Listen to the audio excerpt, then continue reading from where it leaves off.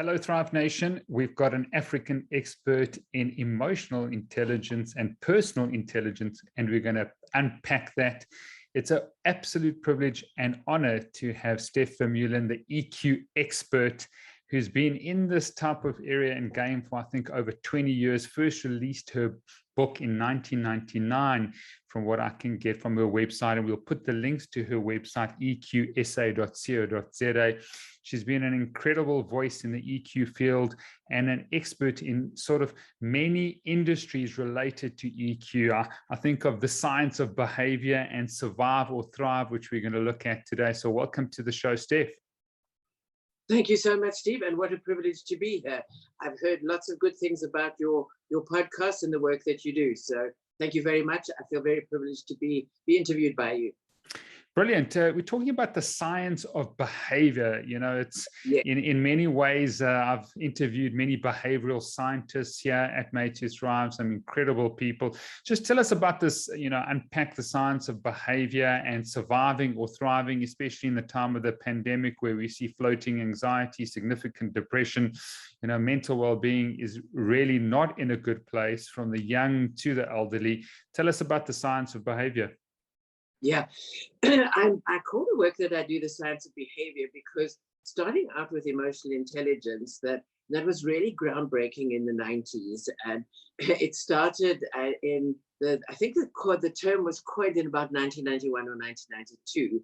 And it was seen very much to be only and purely a branch of psychology and an academic branch of psychology. So the founders were very surprised themselves when suddenly it traveled the world. And Daniel Goleman was the first author. He wasn't the first to coin the phrase, but he was the first author.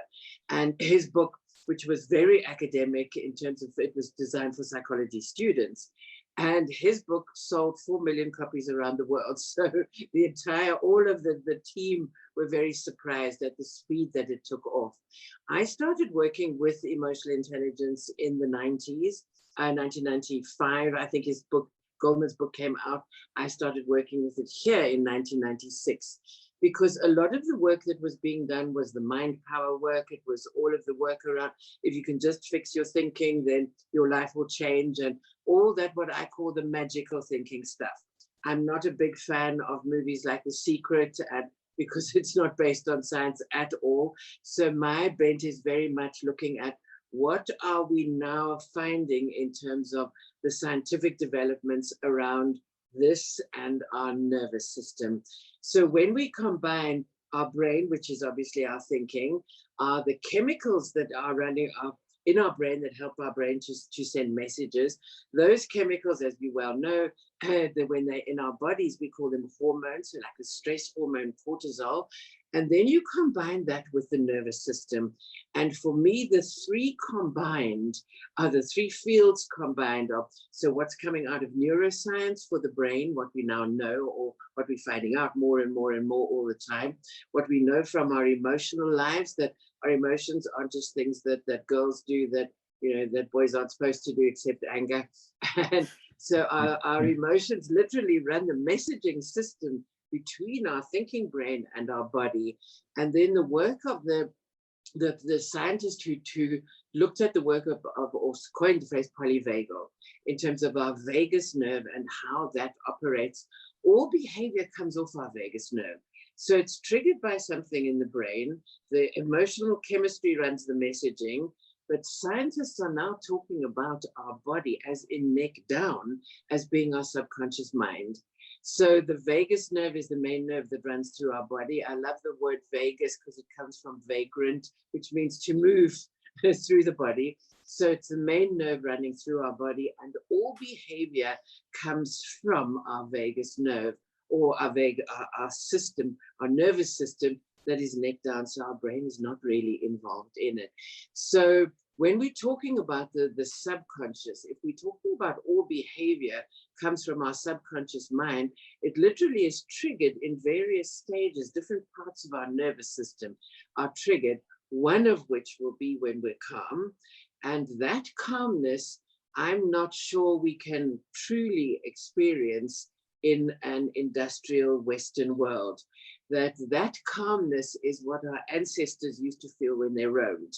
And my very base sanity is to go to places where in the bush where I call it the silence that thunders, because the silence is so loud for us as urban people that it literally just thunders. And that being saturated in that calmness, I think, is what our ancestors lived like.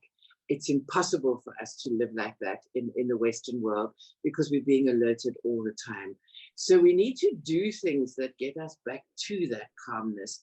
And things like the pandemic, etc., are upping the fear. So we're just doing fear, which is what most people do all the time anyway. So we live in fear, we're born in fear, we're born in generational fears that the people who are now working with trauma, not as in a traumatic event, believe that we've all been traumatized by being raised into this world that we live in currently. So we've got generational traumas, we've got plenty of generational traumas in this country and on this continent. So we're raised by people who experience trauma themselves, and it's not genetic, it just gets passed down in terms of what triggered the people who raised us, what made them feel unsafe, will make us feel unsafe too, because we learned that almost by osmosis. So it's stuff that doesn't go through the thinking mind because we're often too young. And so it's just this downloading that happens when we're young, or this uploading, whatever you like to call it, that happens by osmosis. And there are lots of scientists who believe that's why we have such a big brain, because we had to learn quickly the notions or the rules and the programming of our culture. Sure. Now, there's a lot there. We're going to have to distill that there, Steph. I know that's a bit of a stratosphere view there in terms of the different areas, what we're feeling, what we're thinking, how we actually behave, you know, with regards to our feelings and our thinking. And then the vagus nerve, we've got quite a few episodes on the vagus nerve. My mentor, Dr. Hauser, speaks about vagal tone. I think he's probably one of the foremost experts. And the mechanical cervicovagopathy, anything in the cervical spine that can influence the vagus nerve and the vagal tone. So there's obviously mechanical, chemical, biological factors, as well as emotional factors, very complex beings that we are. So let's sort of just deconstruct that a little bit, Steph. If someone wants to know and the importance of EQ, emotional intelligence or personal intelligence, where do they start? Because I think the new generations from an EQ point of view, and maybe this is a sign of my age, I just feel the youngsters these days don't have much EQ at all, and they're battling to cope, and there's less resilience. You know, how would you define EQ?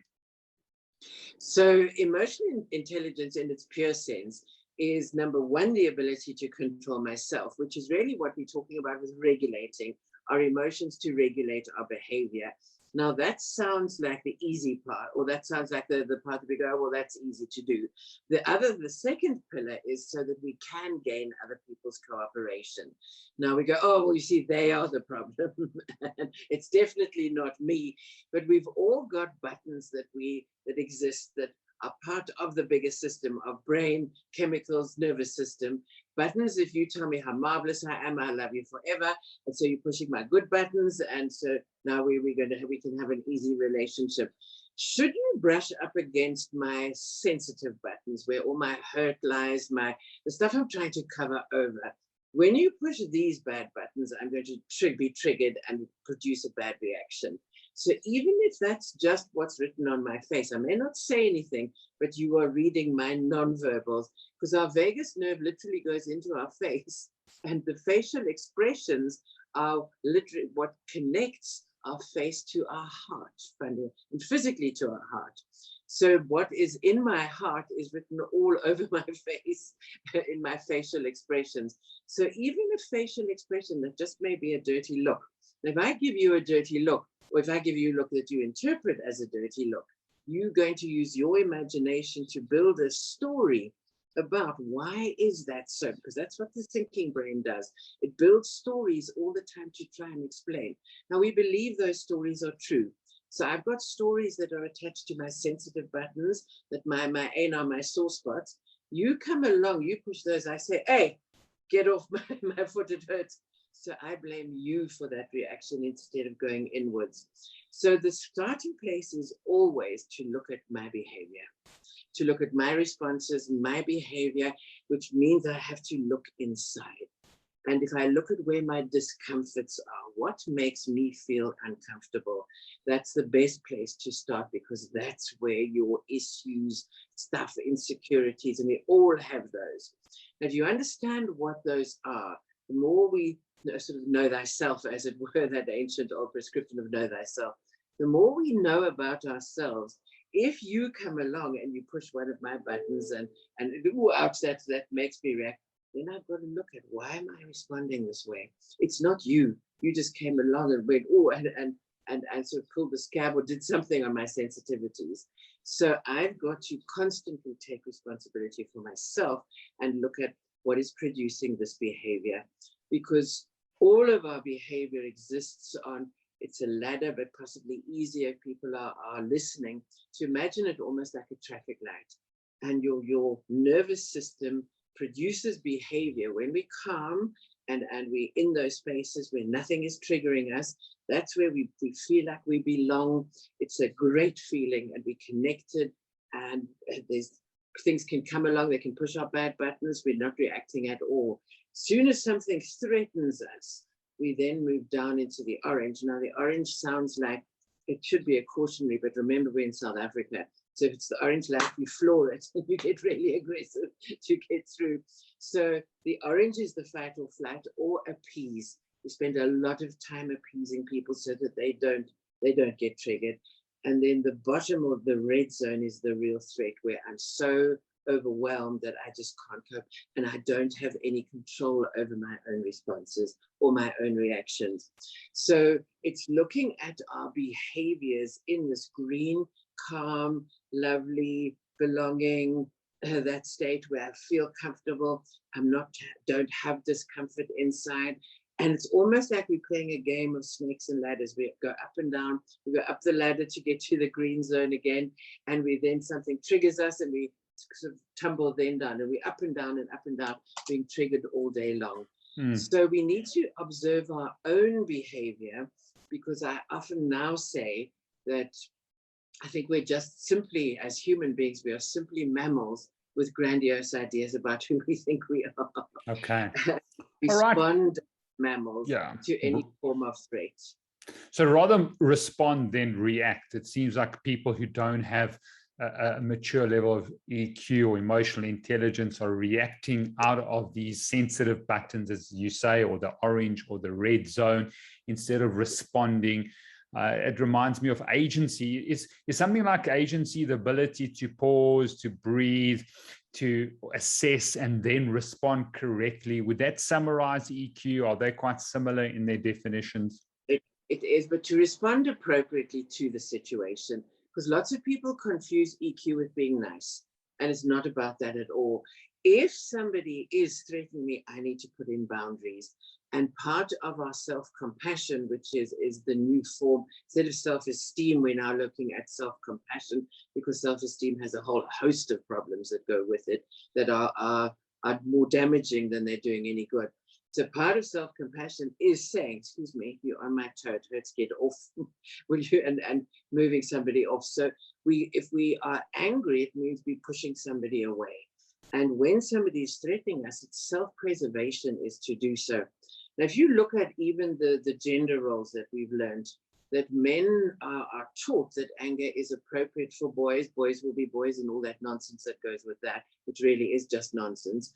And girls are taught that we have to be nice, we have to be accommodating, and anger is actually discouraged in girls. Girls are shamed out of being angry. Now, if we can't be angry, we can't protect ourselves. Who do most females need to protect themselves from?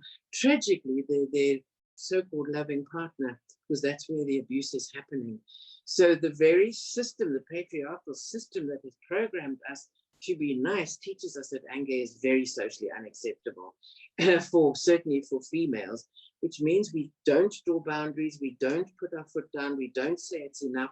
And that's why more women suffer from depression, than the incidences of depression, because we are depressing ourselves.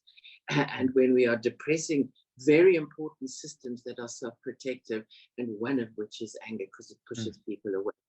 So we need to look at emotions as simply being a messaging system, nothing more. They're not gender-based. They're not, that we are programmed to believe that they are, and that men also can't control their sexual urges, for example, which is nonsense. So girls get blamed for their own rape. All that programming is just utter rubbish in terms of what is happening emotionally. So we need to deprogram, which I think the younger generation is doing a very good job of deprogramming these very binary gender roles. So all of the LBQT or TQ, all of that is looking at life quite differently, and not looking at tolerating or appeasing, doing the male appeasing that we have done in this world that is dominated by the patriarchy. And I think that the pandemic is also having a big effect on that. We're looking at what we value, and we're looking at what is important. And all of one of my questions was at the start of when everybody was in lockdown was, well, if everybody's in lockdown, what is happening to this rampant consumerism, like fashion, for example? Because all we now need is something from here up, that we're all sitting in our shorts and our slip-slops. Yes. So we need to start questioning what we value. And when we then start looking at, as human beings, what we value, one of the very strong likenesses with emotional intelligence is the African concept of Ubuntu. I only exist because of you. Now, our nervous system needs everybody else's nervous system to regulate. So when I'm upset, what do? It's like the board game, Who Wants to Be a Millionaire, we call a friend. So we actually then look to engage with others when we're stressed, so that they can help us to regulate ourselves back into that calmer zone. So as human beings, we are relationship beings. We're not even social beings, we are relationship beings, which is why the greatest punishment that we can endure is solitary confinement. But we don't have to agree with everything, Steph. I mean, I hear what you're saying is that we don't have to tolerate things. It's the message that comes out has to come right in the right method. And I think that's what you're talking about in terms of EQ. It's not changing our beliefs. If we believe something, if we believe that whatever, the masks are, not working, or they are working, or we believe everybody should be vaccinated or not, it's how we communicate that. It's the method is as important as the message. And then what I've added to my coaching, which I found, is the moment, the time that we then speak the method. With the right method, with the right message, is very, very important. So I think it's the ability to respond. If I'm right, it's not it's not the changing values or beliefs. No. So something that has been of great intrigue to me is what neuroscience is now looking at in terms of what we call reality. So if you look at all the conspiracy theories that are abounding at the moment and have been for a long time, and there are many of them, and there's scientists who go along with many of those conspiracy theories also. So when we look at what truth is, I believed for a very long time, most of my life, that truth was really important. What is truth? If we now know from neuroscientists like David Uberman from the States, and Anil Seth is saying the same thing from the UK, the neuroscientists are saying that we literally create this hallucination that we see as reality. Now, your hallucination and mine might be quite different. Which one is the truth? So if we hear each other, hearing is not agreeing. Sometimes it's hard to hear things that go completely against what you believe, but that is actually what our brain needs. Because mostly, I often joke that we're far too boring for ourselves, because I know what I think. So me being self-involved and me being totally obsessed with me, my, etc., our brains are dying of boredom because there's nothing new coming in at all. When I listen to somebody who has an opposing view, this is now really working, and working hard. I often will read books of authors who have completely opposing views to mine, because it's important for me to know what that group of people think, or that position that they're taking, and why. And so it's good for your brain anyway, because your brain has to work harder. It's easy to absorb information that we deal with. But let me just stop you there. Let me stop Sure. you there, because I think, do you think that actually people know what they're thinking? Because, I had Bruce Lipton on the podcast from the Biology of Belief, and, people are unaware. There's no stillness, there's no solitude. I don't think they're even aware of the 95% of automated programs that are running in the back. Never mind aware of their own feelings. Is that not the first step for people to actually understand, what are their values? What do they believe? What are these automated programs in terms of their thinking? Because I think people are just reacting and saying, where did that come from? Well, it could have come from some type of emotion. It could have come in terms of what you're feeling, the state that you came into. Most people say it's you. So it's not me reacting, it's you causing me. You make me feel. Yes. You often hear. Yes. So yes, I agree. And I also, I too was very stimulated by, in the early days of my exploration in terms of the science, reading the biology of belief and loving it. And that whole notion that overturned that everything is genetic, I think is really important too, because persona is not fixed, personality is not fixed, none of that. So if we just start, and when I'm doing training programs, I say to people, just start with, am I happy or unhappy? Because most people have no idea what they're feeling. They may know when they're angry, because that's the one that breaks through. And some of the theorists work with that. That's why you have people who are serial killers, because it's only then when their anger breaks through to that degree that they feel alive. Now, that's an astonishing thought, but anger is the one that will usually break through. So we often are aware when we're angry, but we're totally unaware of everything else.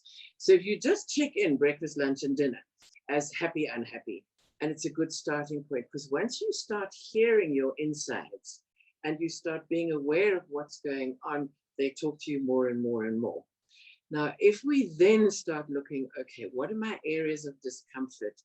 Every emotion lives in your body. We look at the word shoulders, for example, with the name of our body part, shoulders. Look at the stem of the word, it's should. And that's often where if we overwhelmed by shoulds and shouldn'ts and musts and all of the rules, and that it sits as tension often in our shoulders. And that's often what causes, the first thing people notice is the physical pain. Now, often that is caused by something emotional that you may know better than I do, and I need to research it. But people talk about if you're under anesthesia, your body is so relaxed that they have to be careful how they move you, because the tension the muscular tension is not there. And the talk is now that all of our muscular tension is actually emotions that are living in the subconscious mind of our body. And that those, if we can get rid of the emotion or work with the emotion, or look at how do we convert that emotion. And when I say convert that emotion, that the family systems thinking is now converted into internal family systems by Dr. Richard Schwartz. And he talks about that all of us have multiple personalities. So we can be fierce, we can be this. Some people suffer from anxiety, some people suffer from depression. And all of these are parts of us that have learned to adapt, to protect, to be protective of our inner vulnerabilities. So all of us have insecurities, all of us have inner vulnerabilities. And these different parts are very functional. Sometimes they're easiest to get to through the physical. Where are you feeling this pain and why? So if the pain is not caused by some disease that's known, etc., then where's this discomfort sitting? Sometimes it sits in our gut. Sometimes it does this so we can't talk. And all of these are protective parts that are playing a role. Now, these could make us look like we're behaving inappropriately. So if I snap at you now, for example, or bark at you, that it would be in an inappropriate exchange, given where we're at. We're kind of in that green zone, calm, feeling not triggered. We're in safe spaces. But the whole human condition is purely based on safety. Purely. So the hallucination that we create in our mind of this multicolored, multisensory, this hallucination is purely about keeping us safe. What is memory? Memory is about, I didn't feel safe then. I'm going to develop a path that will be protective around that. So that's when we talk about being mammals with grandiose ideas about who we are, because it's all about safety. When we feel safe, that is when our brain can then work on imagination, creativity, problem solving, collaboration. That's when we thrive. Everything else, the orange zone and the red zone, are purely just survive. And South Africa, with us being the second most stressful country in the world, diagnosed by Bloomberg in 2015, people not have a sense of safety here, never mind add the pandemic. What is happening, biologically? What's happening to our EQ? Because that position of safety has been compromised.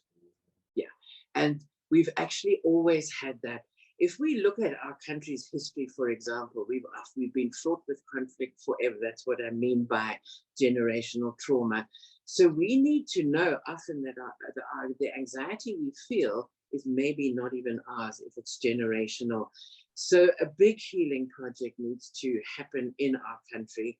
And that's something that I'm collaborating with others and looking at the moment, because we can deal with this in terms of our own safety. And if we then, as South Africans, all of us can collaborate together to solve some of our country's biggest problems, food security being the biggest, if we can collaborate to do that, we can create a sense of safety, because the basics are all here.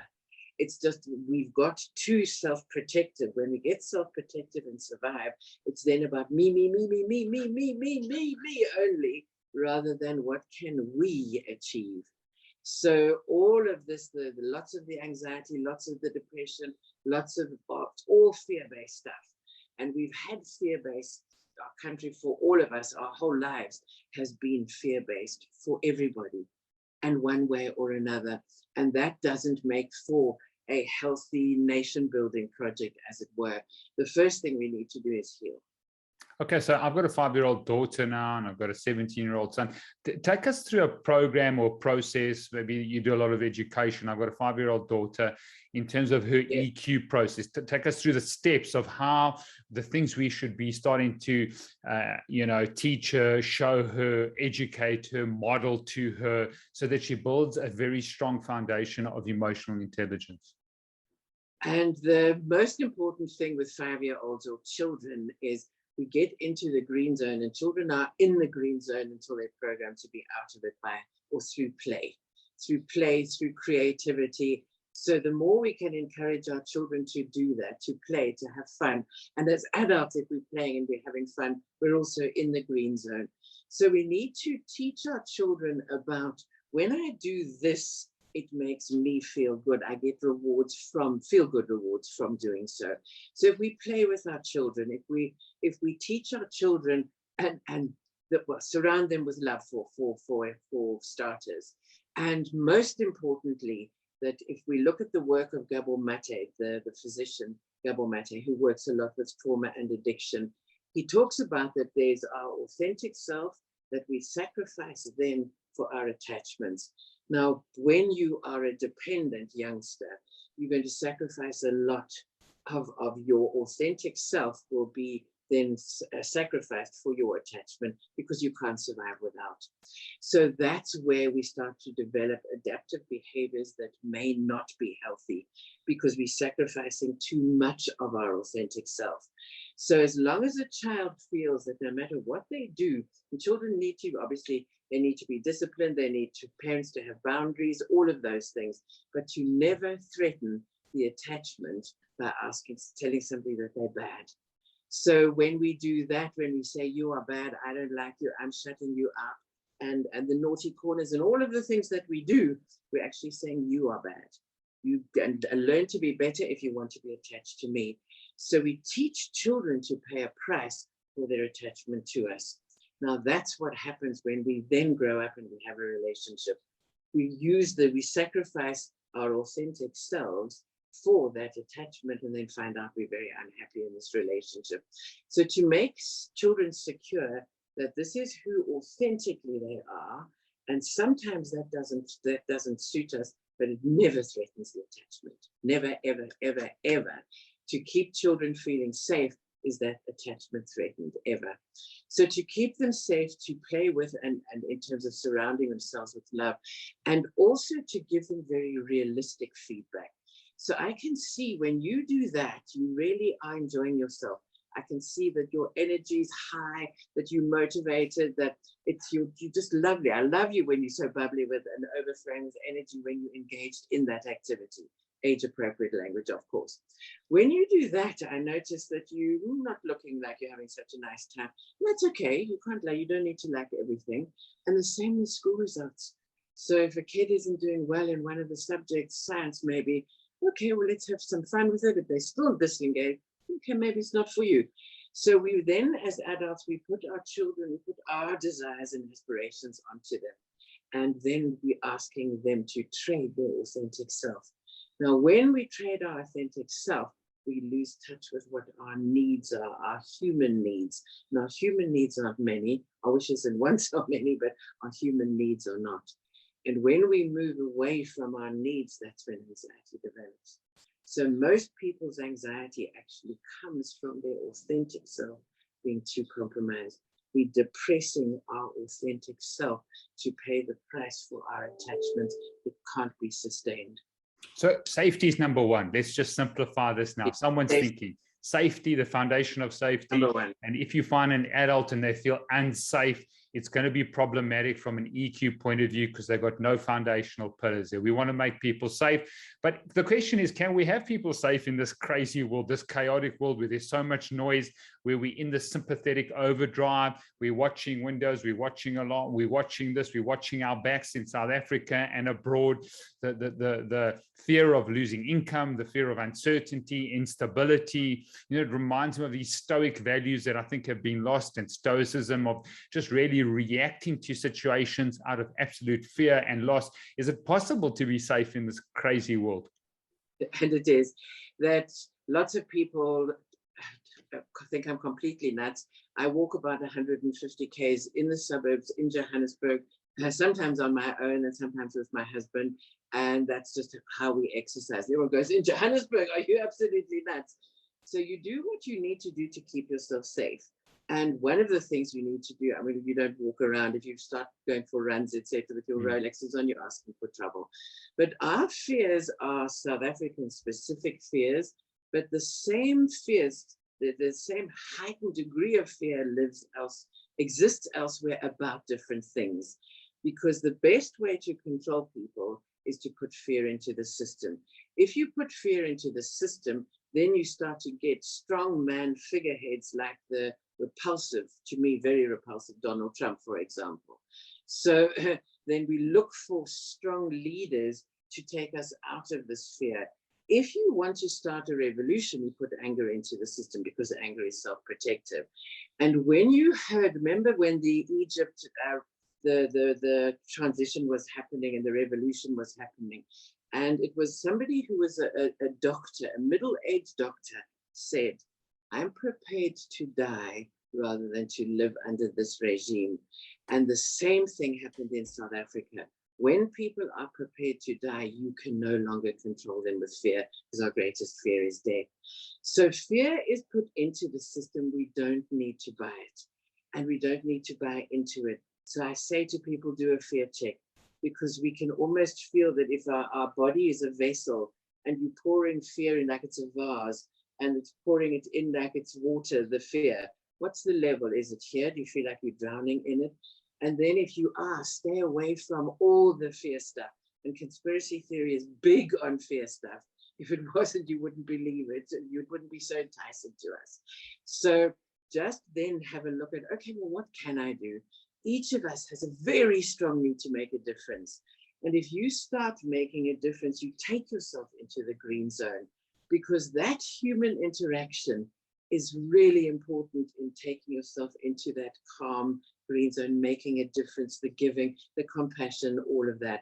So when we sit at home and we watch TV, or we listen to podcasts, and we're watching all the stuff that's going on, and the stuff that anything that is pumping fear into you is trying to control you. So whether it is the news that you're watching, look at what makes news. It's bad news. We know why. It's far more interesting to us as human beings, because what's bad news? It ups fear. We pay far more attention to fear because we fear death.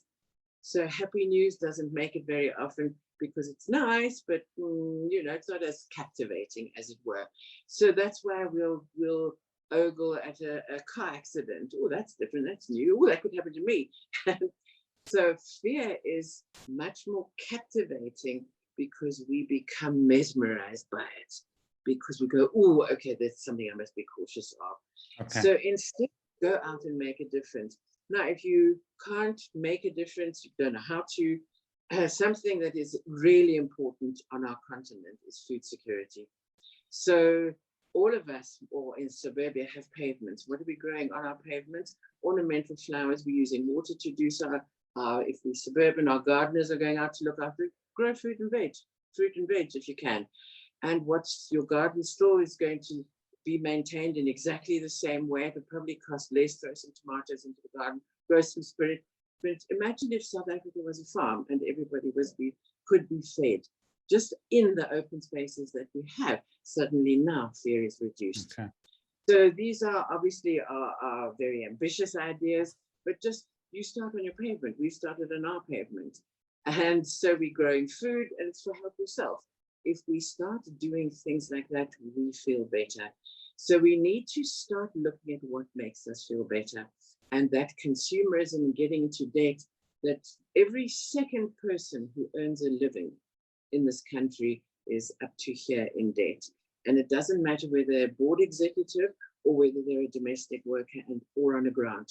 Every second person you meet is likely to be overburdened by debt. What are we doing? We're trying to fill a hole with stuff. Why are we doing that? We're trying to make it look like we're important. Why are we doing that? Because everybody craves significance. So all the egotistical, self-serving, all of that behavior is I'm trying desperately to show you how important I am. So I may live in a really, and I've seen this so often, a really crappy or mediocre house, but I drive the fanciest car possible because that's where you're going to see me. So my children are growing up in depraved circumstances by comparison. And it's interesting, the hardest school fees to collect in this country are private schools. Sure. Because everybody's driving fancy cars because they're craving significance, but they can't pay their kids' school fees. So if we go to this now, whether it's a child or someone who's been traumatized as an adult, safety, from what I'm hearing, is very, very important. We want to try and the key. Ensure. Then obviously, once we've got safety, or we've got a measure of safety, I mean, some people can't live in this country. That's why they've left. And I think possibly it's just a protective mechanism of saying, I just don't feel safe here, so I'm going to take another set of problems somewhere else. They might bring me anxiety or fear, but I'm able to deal with those far better. I think we're different personalities there. And then the second thing on top of that is significance and feeling valued. And if we do that, that often, will help our emotional intelligence on top of that level of safety that we need. Sort of those two factors, firstly, safety, and secondly, significance. And it's more than physical safety, it's emotional safety. So it could be that I feel very safe physically somewhere else, but if my emotional life is not sorted out, I will still feel the same no matter where I go. So it's the system feels safe, and physical safety is one part of that only. More importantly is the safety that I feel within myself. And that's our programming. If I don't feel good enough, doesn't matter where I go in the world, I will not feel safe. And that's the tragedy of people changing location because they think it's the location that's the problem. If you don't feel safe here, you won't feel safe there. You'll feel safe maybe for the first 6 months. Well, you can walk around the streets at night, as people talk about. But wherever you go, you take yourself, your programming, etc. So this is the work we need to do. But what do you mean emotional safety? I mean, what do you mean? Are you talking about emotional abuse from others, or not feeling valued, or not significant, or about managing your anxiety, managing your depression? Because if you feel those things here, managing your level of fear, if you feel those things in South Africa, you're going to take those feelings with you because that's your programming. So we need to heal and to deprogram our fear aspect anywhere in the world. Because if, for example, you may be in America, you may feel physically safer, if depending on where you come from, but you may feel physically safer, but you may feel that you're not doing enough, you're not striving enough. America, youngsters are addicted to their version of Ritalin, which is Adderall. Why? Because they're not feeling safe that they're good enough. So they're having to strive and do more and prove and prove and prove and prove and prove. You don't have to prove anything. You're human beings, it's often said, not human doings. And it's being able to learn to calm oneself, to regulate your emotional system so that you're not feeling that angst all the time that is making you strive, and driving yourself all the time, because that just is then a self-fulfilling prophecy of the angst just gets worse and worse and worse. It doesn't solve it. So how do we counter that? How do we actually say you don't have to drive, perform, work? What is the counter? What message do we give ourselves? What program are we trying to install in our subconscious mind? So all of us have a need to make a difference. And if we know how we can make a difference, work on that. And if we're working on making a difference, we're not trying to impress anybody. We're trying to, by making other people feel good, we feel good. So strive to achieve. What are we doing? We're looking to earn more money and do this and get more accolades and the competitiveness. Competition lives literally between the orange and the red zone. Collaboration lives in the green zone. So we can't collaborate even in our teams when we're competing with one another. All the corporate politics, all the sickness that goes with that toxicity that goes with corporate politics. What are we looking at?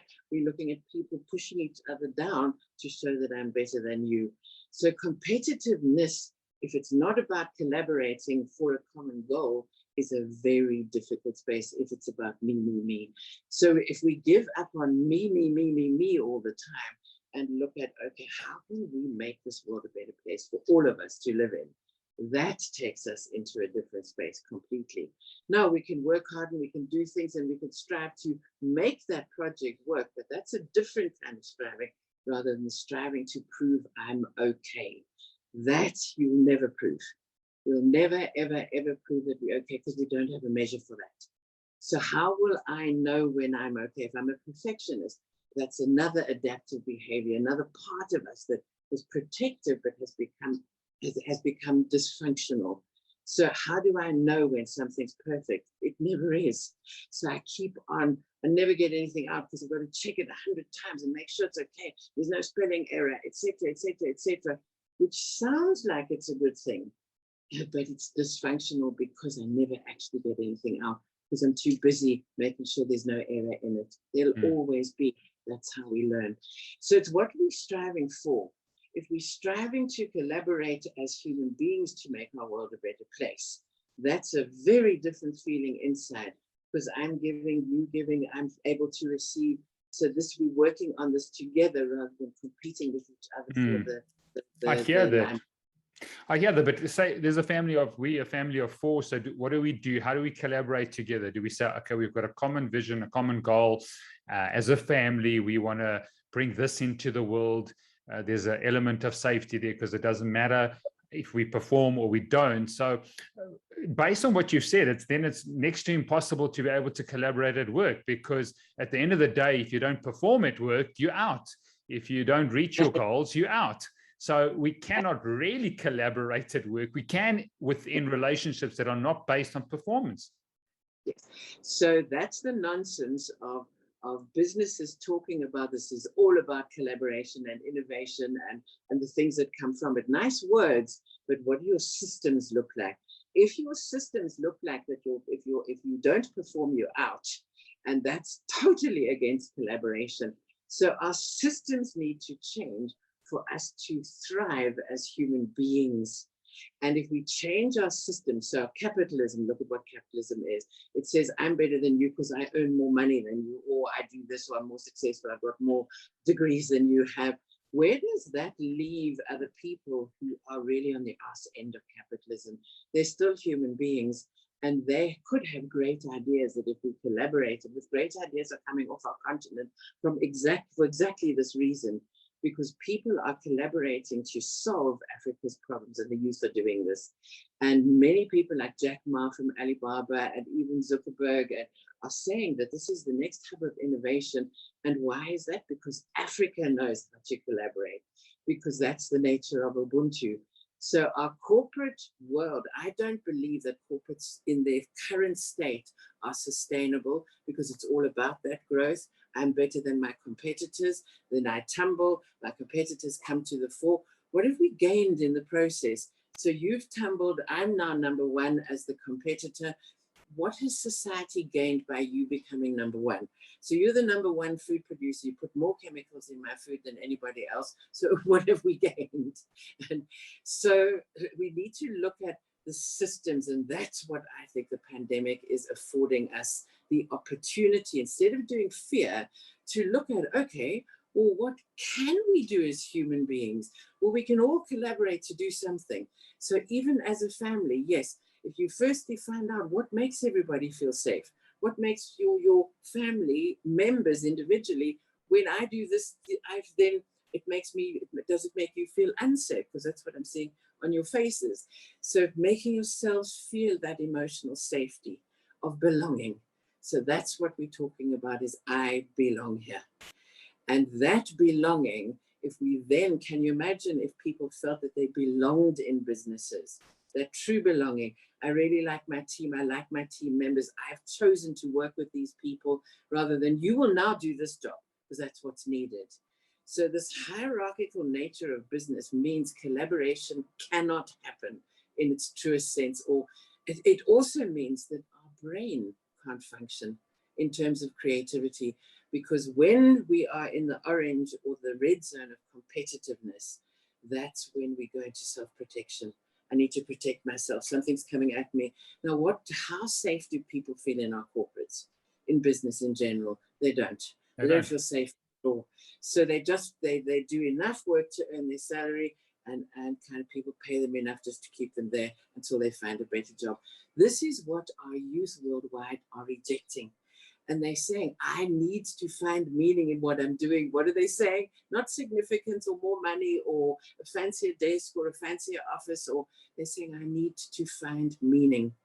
So when we find our meaning, what gives our lives meaning? This is what I call the spiritual, whatever that may mean to whoever is out there. But when we find what gives our lives meaning and we go about doing that, that's when we feel like we belong to this thing called humanity. And Steve Biko said, the Western world has given the world a military and industrial look, but what Africa has to give is a human face. And that's what we're lacking. And those are the values I think we find. We're looking at what is enough in this pandemic, and what is enough of me, and what does enough mean, and how do I connect with others? How do I care for others? How do I feel like I belong? Okay, so Steph Vermeulen, what brings you meaning? What brings me meaning is making a difference doing the work that I do. So for me, the work never feels like work.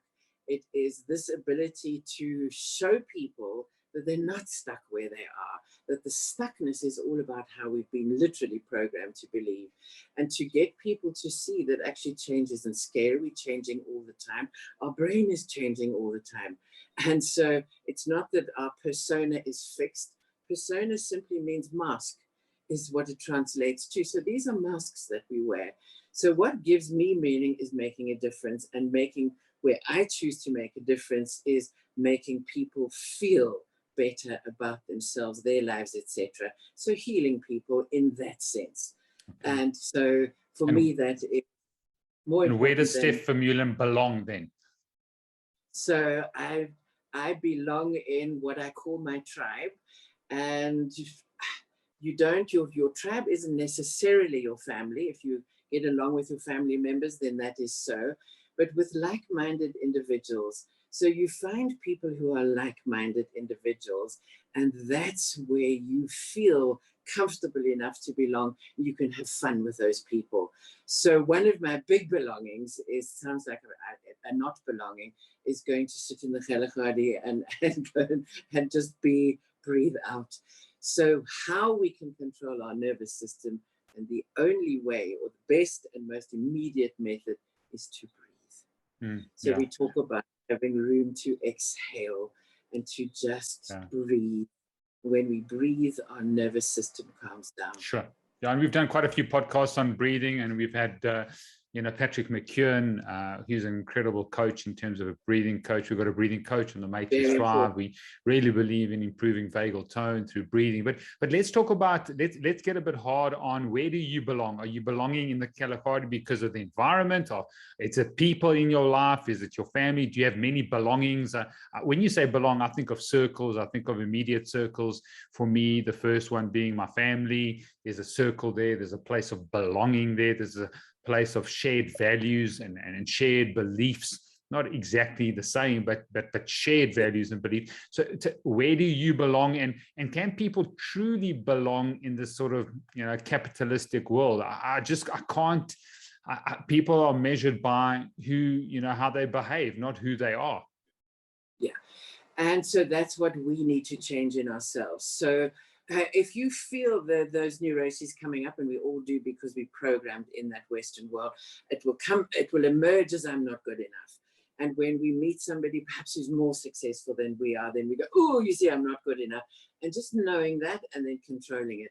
So I belong in an environment where I chose not to have children because we had very good contraception, starting with my generation. So I grew up with two much younger brothers, and it didn't look like fun to me. So I knew that wasn't part of my belonging. So freedom for me is a very important value system, which is hence the Kalahari. I also am naturally, I recharge as an introvert, so I recharge on my own. So I have a partner of 28 years who I call my husband. And we aren't officially married because that is too binding for me to belong in. So I've always looked at how best to find freedom has always been really important. So when you live in an environment like this, it's also why I couldn't ever be employed. And I always joke that I got fired 9 times from 7 corporate jobs. And that meant being fired 3 times from the same job. And the days when they could fire you because there were no labor laws. And then I went, maybe I should just work for myself. It was all about this quest for freedom and being as free as possible, because that for me has always been important. It's not everybody else's value system. It's not an easy one to have as your most important value system, because you then have to structure your life around it.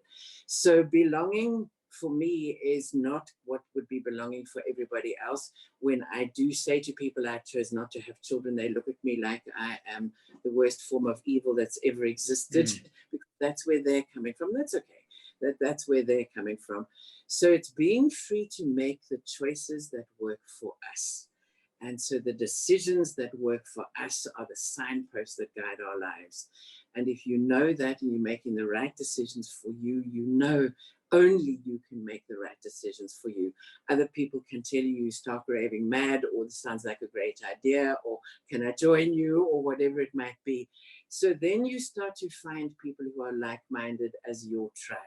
And whatever that may entail. They're not exactly the same as you say. So the circles are, for me, very porous circles in terms of that I have people who are my tribe who maybe, for example, in Spain, who I absolutely adore, or in America, or so they're not even close in. But today, technology makes it possible to have a worldwide tribe of people that you truly feel, these are my people, I can connect. Great, so, wonderful. Wonderful. Tell us where people can grow in EQ and your links, your website. Can they do courses? Because I think it's very, very important. Like I said, I find the youngsters, there's not much agency. The EQs are very, very low in terms of being able to deal with people. I find the older generation were brought up with far more, it's not respect, but it's just the ability to communicate effectively without the emotions being rampant and being sort of the communication being poor. So where can people grow in EQ, and where can they connect with you? So I now run all most of my courses I'm running virtually. And so it's a daily program. It's for an hour. And then there's a week, and then we have a week's break where you're doing some self-study, and then another week, all very practical, where you're getting to know yourself. So my website is eqsa.co.za, and people can contact me from there in terms of looking at coaching courses. I do all of the above. So I work with groups, I work with problematic groups, I work with troubled teenagers in groups, I work with women in groups who are coming out of abusive relationships, and because that's a very big problem in our Western culture, or in our world, in the patriarchal culture. So it depends on the nature of what one is looking for, but all of us can get to this place of safety inside. It takes work, and there aren't any quick fixes. It's about understanding who I am and accepting who I am. I always say warts and all. Yeah. So it's that self-acceptance. So I'm a bit more optimistic, I must say, about the younger generation. I do agree that there are what we see as spoiled brat behavior, but that's a big function of the self-esteem movement. When you asked about your 5-year-old, the three things, the third thing I meant to tell you is teach her or him that, is it a girl or a boy? Yeah, little girl.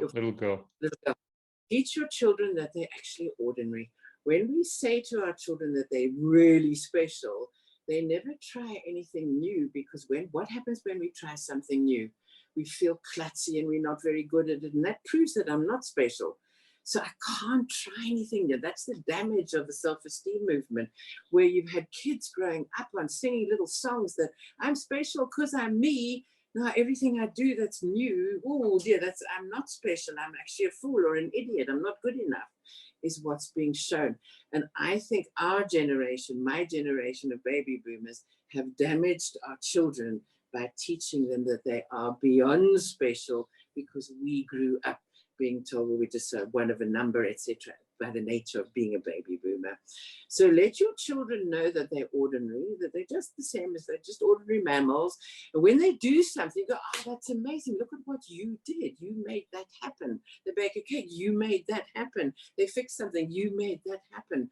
So that's how we get to know who we are, from a platform of being ordinary, not special or privileged, or that's trouble. That's real trouble. And that's what I think is producing what we're seeing as these brats who can't regulate, because I'll just have a temper tantrum, and then you'll give in, which is what parents do. So when, as parents, we want to be our children's best friends, and we want them to like us, there's big trouble. So just teach your children that they're just ordinary, but this is how they get to know themselves, by lots of accolades for things they do well or don't do well or show no interest in, but no breaking of, if you don't do that, or if you're going to choose as a little boy to be a ballerina, then I'm done with you. Oh, that's a big breaking of yourself. You have to sacrifice for attachment. So emotional safety, a sense of belonging, I care about you for you, is what's really important.